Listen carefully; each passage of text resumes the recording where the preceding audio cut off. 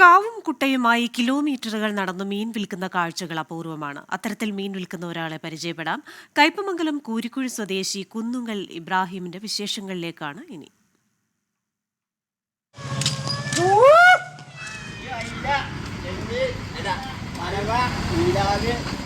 ഇബ്രാഹിം കായ്ക്ക് ഇപ്പോൾ വയസ്സ് 68. കടലിൽ പോയി മത്സ്യം പിടിച്ചിരുന്ന ഇബ്രാഹിം 1993-ലാണ് മീൻ വിൽപ്പനയിലേക്ക് തിരിഞ്ഞത്. പുലർച്ചെ കാവും കുട്ടയുമായി നേരെ കടപ്പുറത്തേക്ക്. അവിടെ നിന്ന് മീനെടുത്ത് ഗ്രാമാന്തരങ്ങളിലൂടെ കിലോമീറ്ററുകൾ നടന്ന മീൻ വിൽപ്പന. അത് ഇന്നും തുടരുന്നു.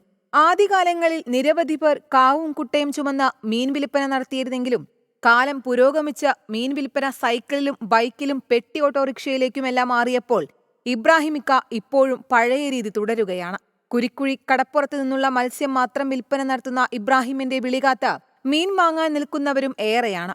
നാടൻ മത്സ്യമായതുകൊണ്ട് വില ഇത്തിരി കൂടുമെങ്കിലും ആളുകൾ ഇബ്രാഹിമിനെ കാത്തിരിക്കും. മീൻ ഇവിടുന്ന് കിട്ടിയ നാടൻ മീനാണ് പോണേ. പിന്നെ ഇയാൾ നമ്മുടെ സുഹൃത്തും കൂടിയാണ്. അപ്പൊ ഇയാൾ പറയുന്ന കാലത്ത് നിൽക്കും. എന്നാലും വില കൂടുതലേ പറയുള്ളൂ എപ്പോഴും.